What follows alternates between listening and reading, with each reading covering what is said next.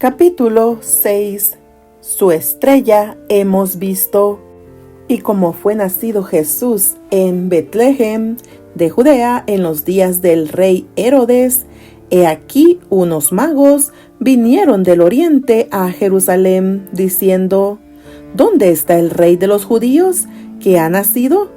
Porque su estrella hemos visto en el oriente, y venimos a adorarle. Los magos del oriente eran filósofos, pertenecían a la clase numerosa e influyente, que incluía hombres de noble alcurnia, y poseía gran parte de las riquezas y del saber de su nación.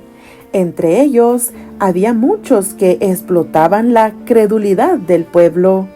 Otros eran hombres rectos que estudiaban las manifestaciones de la providencia en la naturaleza, y eran honrados por su integridad y sabiduría. De este carácter eran los magos que vinieron a Jesús. La luz de Dios estaba siempre resplandeciendo aún en medio de las tinieblas del paganismo.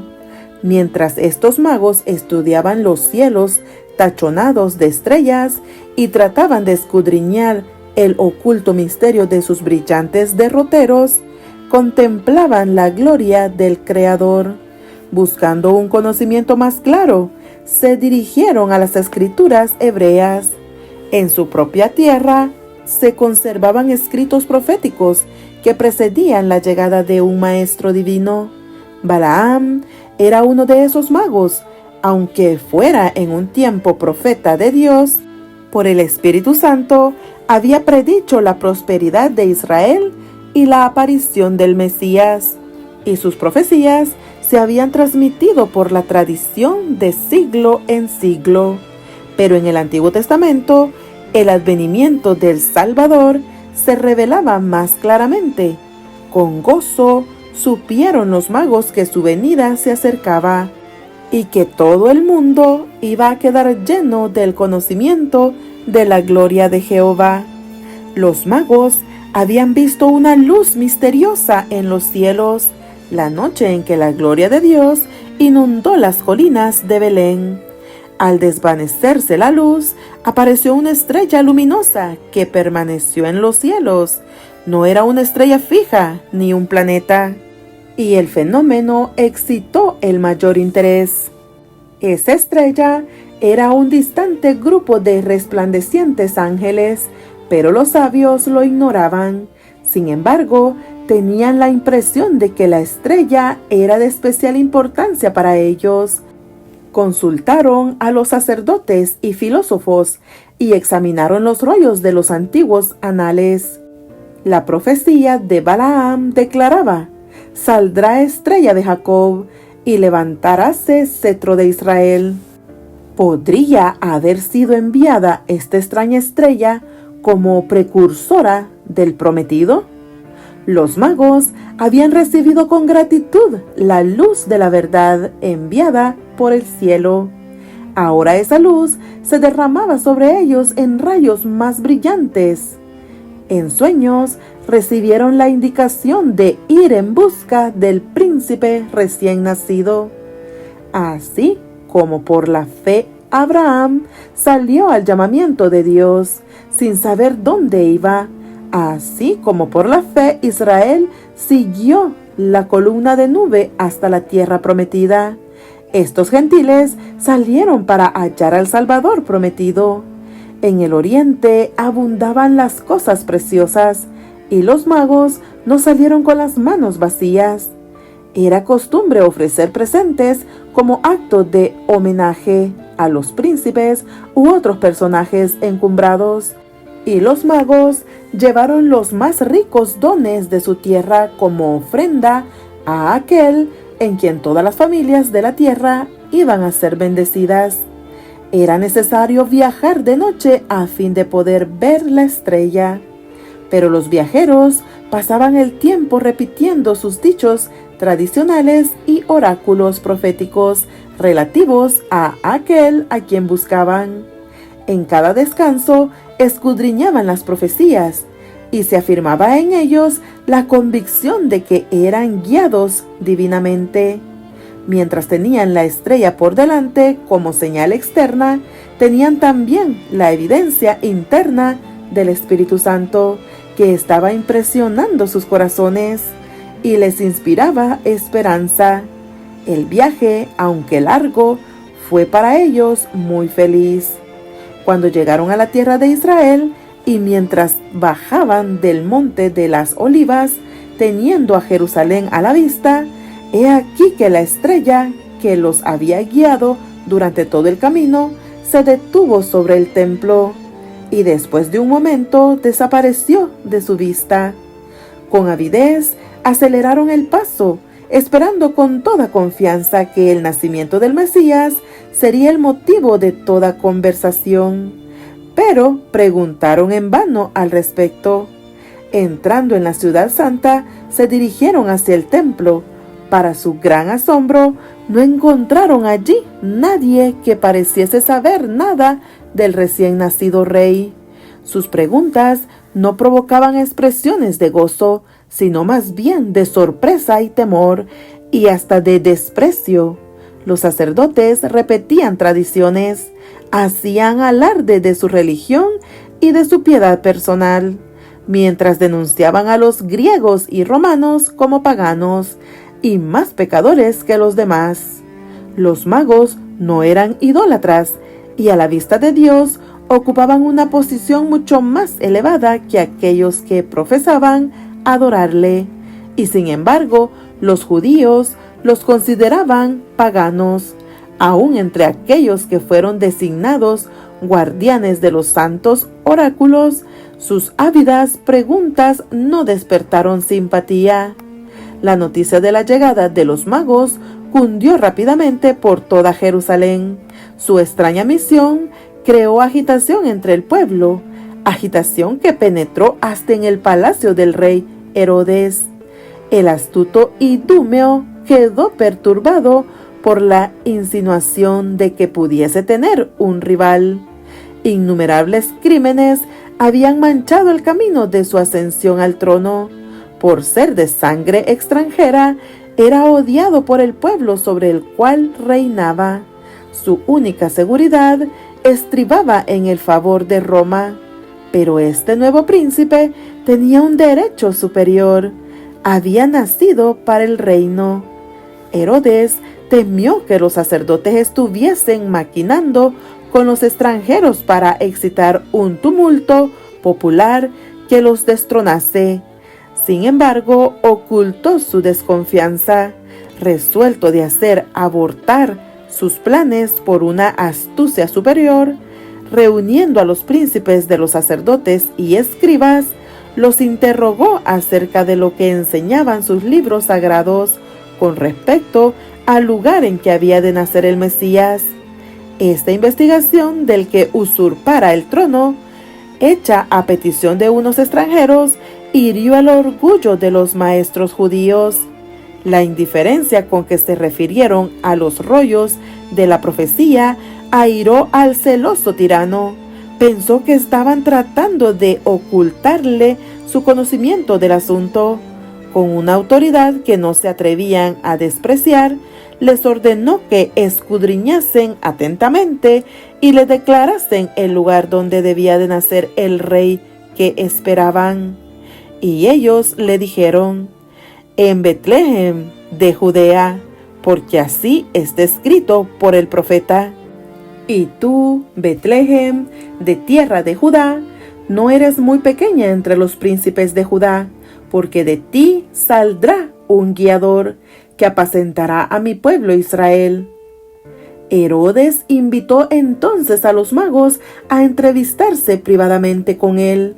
Dentro de su corazón rugía una tempestad de ira y temor, pero conservaba un exterior sereno y recibió cortésmente a los extranjeros. Indagó acerca del tiempo en que les había aparecido la estrella y simuló saludar con gozo la indicación del nacimiento de Cristo. Dijo a sus visitantes: andad allá y preguntad con diligencia por el niño, y después que le hallareis, hacédmelo saber, para que yo también vaya y le adore. y así diciendo los despidió para que fuesen a Belén. Los sacerdotes y ancianos de Jerusalén no eran tan ignorantes acerca del nacimiento de Cristo como aparentaban. El informe de la visita de los ángeles a los pastores había sido llevado a Jerusalén, pero los rabinos lo habían considerado indigno de su atención. Ellos podrían haber encontrado a Jesús y haber estado listos para conducir a los magos al lugar donde naciera, pero en vez de ello, los sabios vinieron a llamarles la atención al nacimiento del Mesías. ¿Dónde está el rey de los judíos que ha nacido?, dijeron, porque su estrella hemos visto en el oriente y venimos a adorarle. Entonces el orgullo y la envidia cerraron la puerta a la luz. Si los informes traídos por los pastores y los magos habían de ser aceptados, eso colocaba a los sacerdotes y rabinos en una posición poco envidiable, pues desmentía su pretensión de ser exponentes de la verdad de Dios. Esos sabios maestros no querían rebajarse a recibir instrucciones de aquellos a quienes llamaban paganos. No podía ser, razonaban, que Dios los hubiera pasado por alto para comunicarse con pastores ignorantes y gentiles incircuncisos. Resolvieron demostrar su desprecio por los informes que agitaban al rey Herodes y a toda Jerusalén. Ni aún quisieron ir a Belén para ver si esas cosas eran así, e indujeron al pueblo a considerar el interés en Jesús como una excitación fanática. Así empezaron a rechazar a Cristo los sacerdotes y rabinos. Desde entonces, su orgullo y terquedad fueron en aumento hasta transformarse en odio arraigado contra el Salvador. Mientras Dios estaba abriendo la puerta a los gentiles, los dirigentes judíos se la estaban cerrando a sí mismos. Los magos salieron solos de Jerusalén. Las sombras de la noche iban cayendo cuando pasaron por las puertas, pero para gran gozo suyo volvieron a ver la estrella, y ella los encaminó hacia Belén. Ellos no habían recibido ninguna indicación del humilde estado de Jesús, como la que había sido dada a los pastores. Después del largo viaje, se quedaron desilusionados por la indiferencia de los dirigentes judíos, y habían salido de Jerusalén con menos confianza que cuando entraron en la ciudad. En Belén no encontraron ninguna guardia real para proteger al recién nacido rey. No le asistía ninguno de los hombres honrados por el mundo. Jesús se hallaba acostado en un pesebre. Sus padres, campesinos sin educación, eran sus únicos guardianes. ¿Podía ser aquel niño el personaje de quien se había escrito que había de levantar las tribus de Jacob y restaurar los asolamientos de Israel? ¿Que sería luz de las gentes y salud hasta lo postrero de la tierra?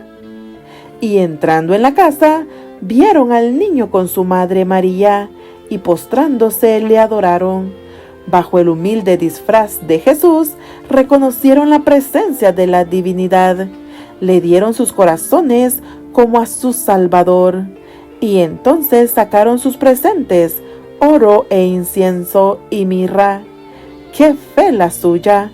Podría haberse dicho de los magos del oriente, como se dijo más tarde del centurión romano: ni aún en Israel he hallado tanta fe. Los magos no habían comprendido el designio de Herodes hacia Jesús. Cuando el objeto de su viaje fue logrado, se prepararon para volver a Jerusalén y se proponían darle cuenta de su éxito. Pero en un sueño recibieron una orden divina de no comunicarse más con él. Evitando pasar por Jerusalén, emprendieron el viaje de regreso a su país por otro camino. Igualmente, José recibió advertencia de huir a Egipto con María y el niño. Y el ángel dijo: «Estate allá hasta que yo te lo diga, porque ha de acontecer que Herodes buscará al niño para matarle». José obedeció sin dilación, emprendiendo viaje de noche para mayor seguridad. Mediante los magos, Dios había llamado la atención de la nación judía al nacimiento de su hijo. Sus investigaciones en Jerusalén, el interés popular que excitaron y aún los celos de Herodes, cosas que atrajeron la atención de los sacerdotes y rabinos, dirigieron los espíritus a las profecías concernientes al Mesías y al gran acontecimiento que acababa de suceder. Satanás estaba resuelto a privar al mundo de la luz divina y empleó su mayor astucia para destruir al Salvador.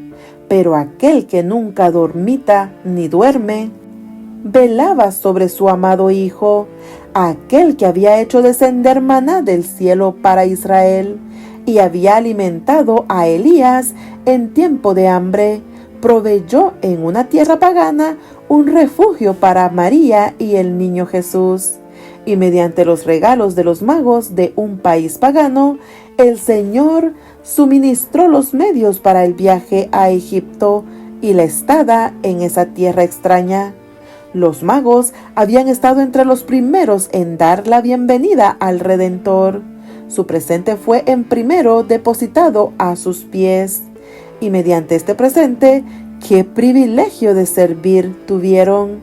Dios se deleita en honrar la ofrenda del corazón que ama, dándole la mayor eficacia en su servicio.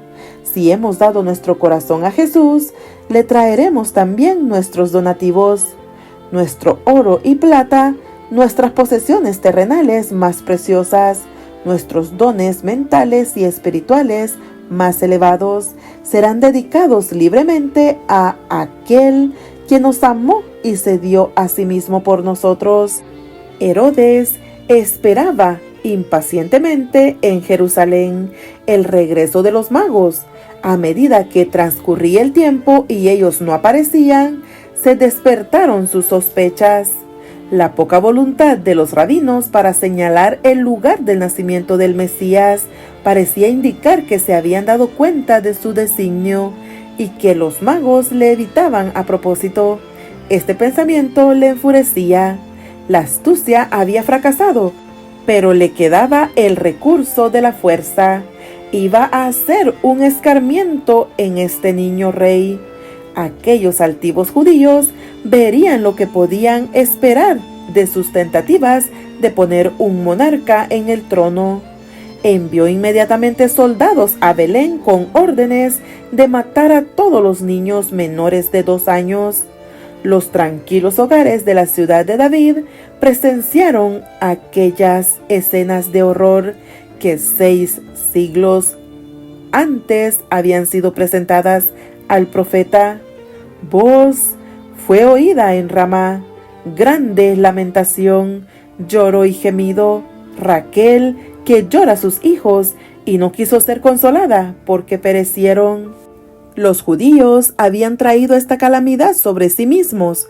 Si hubiesen andado con fidelidad y humildad delante de Dios, de alguna manera señalada, Él habría hecho inofensiva para ellos la ira del rey. Pero se habían separado de Dios por sus pecados y habían rechazado al Espíritu Santo, que era su único escudo. No habían estudiado las Escrituras con el deseo de conformarse a la voluntad de Dios.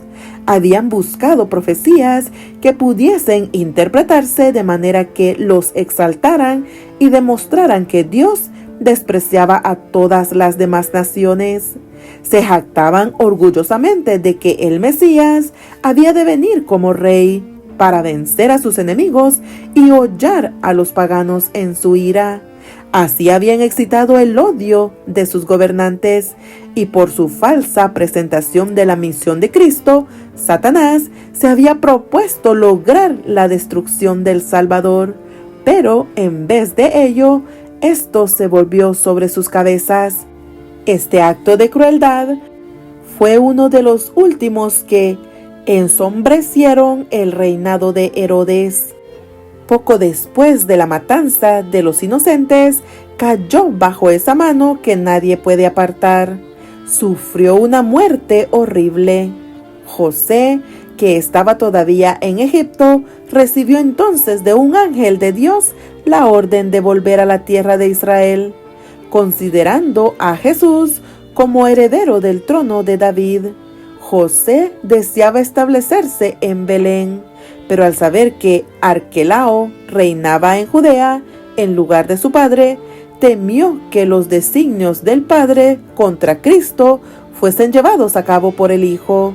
De todos los hijos de Herodes, Arquelao era el que más se le asemejaba en carácter. Ya su advenimiento al gobierno había sido señalado por un tumulto en Jerusalén y la matanza de miles de judíos por los guardias romanos. Otra vez fue José dirigido a un lugar de seguridad. Volvió a Nazaret, donde antes habitara, y allí durante casi 30 años habitó Jesús, para que se cumpliese lo que fue dicho por los profetas, que había de ser llamado Nazareno.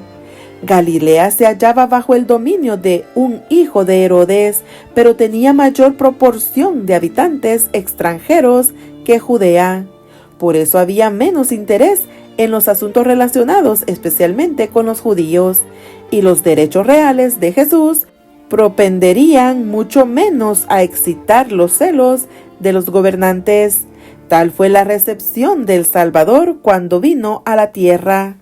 Parecía no haber lugar de descanso o de seguridad para el niño redentor.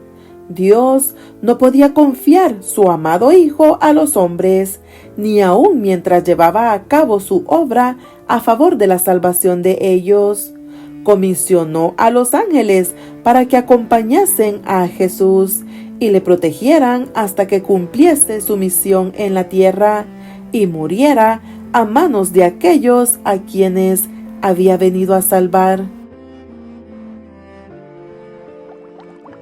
Dale like y suscríbete. Que Dios te bendiga.